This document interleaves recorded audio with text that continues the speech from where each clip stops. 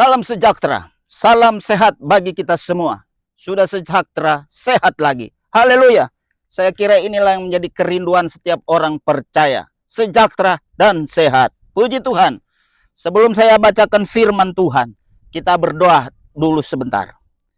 Bapa di surga, Bapa di dalam nama Tuhan Yesus, hamba-Mu akan menyampaikan berita firman Allah. Urapi hamba-Mu, bukakan rahasia firman Allah, supaya lewat firman Allah ini menjadi berkat bagi banyak jiwa-jiwa kepunyaan Tuhan, bagi mereka yang melihat video ini. Terima kasih Tuhan, pagari tempat ini, kuduskan tempat ini, supaya lari tempat ini menjadi berkat bagi banyak orang. Di dalam nama Tuhan Yesus, Juru Selamat kami. Haleluya. Amin. Puji Tuhan, saudaraku kasih dalam Tuhan. Firman Tuhan kita baca di dalam Wahyu pasal 6 ayat 1, 2. Sebab ayat ini adalah ayat yang fenomenal. Dan firman Tuhan ini saya sampaikan sebagaimana firman Tuhan ini disampaikan kepada Yohanes di Pulau Patmos, di areal yang terbuka seperti ini. Kiranya lewat firman Tuhan ini menjadi berkat bagi saya dan saudara. Baiklah, saya baca firman Tuhan. Maka aku melihat anak domba itu membuka yang pertama dari ketujuh meterai itu. Dan aku mendengar yang pertama dari keempat makhluk itu berkata, dengan suara bagaikan bunyi guruh, mari. Dan aku melihat sesungguhnya ada seekor kuda putih dan orang yang menungganginya memegang sebuah panah. Dan kepadanya dikaruniakan sebuah mahkota. Lalu ia maju sebagai pemenang untuk merebut kemenangan. Puji Tuhan. 2 ayat pertama saya akan sampaikan. Yang pertama di ayat pertama ini. Maka aku melihat anak domba itu membuka yang pertama dari ketujuh meterai. Membuka meterai yang pertama dari ketujuh meterai. Dalam bahasa aslinya dikatakan menghancurkan segel, memecahkan segel.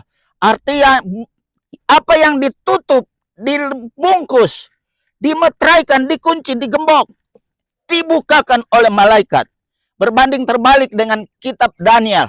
Dalam Daniel pasal 12 ayatnya yang keempat. Daniel 12 ayat yang keempat berkata begini. Tetapi engkau Daniel, sembunyikan segala firman itu dan meteraikanlah kitab itu sampai pada akhir zaman. Banyak orang akan menyelidikinya dan pengetahuan akan bertambah. Dalam kitab Daniel, Tuhan menyuruh Daniel meteraikan kitab yang dia lihat. Apa yang dia lihat di akhir zaman disuruh ditutup, dimeteraikan. Tetapi di dalam Wahyu pasal 6, meterainya itu dihancurkan, dipecahkan, gemboknya dibuka. Sebab itu di ayat 2, dia melihat ada seekor kuda putih. Nah, di kuda putih ini yang banyak tafsiran, ke sini, ke sana, ke kiri dan ke kanan.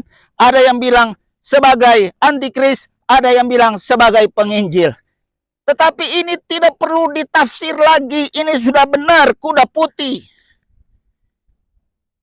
Dan orang yang menungganginya memegang busur, kepalanya ada dikaruniai mahkota sebagai pemenang dan untuk merebut kemenangan. Ini tandanya orang yang menungganginya ini adalah pemimpin. Ciri khas seorang pemimpin memakai mahkota. Di dalam peperangan zaman dulu, seorang pemimpin dia harus menunggangi kuda putih. Jelas sekali. Sebab di ayat 1, 2, 3, 4, 5, 6, 7, dan 8 akan menjelaskan, akan berkaitan satu sama lain. Puji Tuhan. Firman Tuhan saya tidak panjangkan sampai di sini. Nanti saya sambung yang berikutnya lagi. Salam sehat, salam sejahtera bagi kita semua. Sudah sehat, tetap sejahtera lagi. Haleluya, puji Tuhan.